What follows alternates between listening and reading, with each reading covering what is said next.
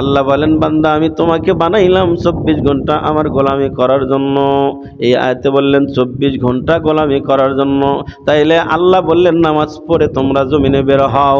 তার মানে আল্লাহর হুকুম মেনে যদি তোমার রিজিকের সন্ধানে তুমি বের হও, নিজের ধান খেতে ধান লাগাইতেছো, ধান খেতে ধান নিড়াইতেছো, সার লাগাইতেছো, সার দিতেছো, ব্যক্তিগত সংসারের কাজ।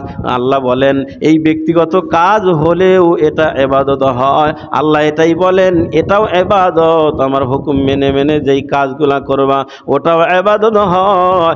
এমনকি তুমি আমার হুকুম পালন করার পর রাতের বেলা যখন ঘুমায় যাইবা 7 ঘন্টা নাক ডেকে ঘুমাইবা, ফজরের নামাজ আবার মসজিদে গিয়ে আদায় করবা। আল্লাহ বলেন এই যে রাতের বেলা ঘুমাইলে এই ঘুমটাও হলো তোমার ইবাদত। 24 ঘন্টা ইবাদত হয়।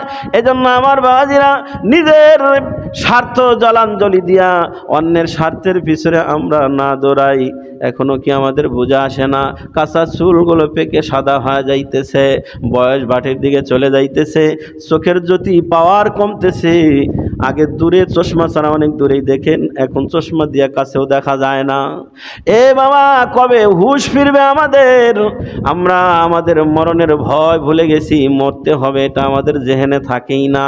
একবার কি চিন্তা করেন না, নিজের শরীরের দিকে তাকাইলে তো বোঝা যায় 10 বছর আগের যেই শরীর আর 10 বছর পরের এখনকার অবস্থা কেমন। এজন্য বাবা আল্লাহ তাআলা কালামুল্লাহর ভিতরে বলেন কুল্লু নাফসিম বিমা কাসাবাত রাহিনা। আল্লাহ বলেন প্রত্যেকটা বান্দা তার কৃতকর্মের জন্য দায়ী। এরপরে আল্লাহ বলেন ইল্লা আসহাবাল ইয়ামিন।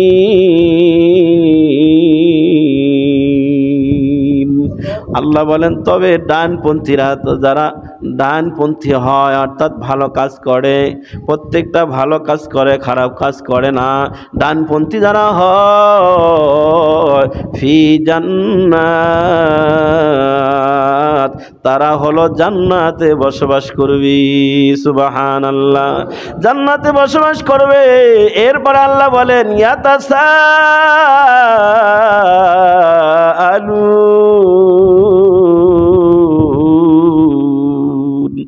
আল্লাহ বলেন জান্নাতে বসবাস করবে, পরস্পর জিজ্ঞাসা করবে আনিল মুজরিমিন, অপরাধীদের সম্পর্কে তারা জিজ্ঞাসা করবে।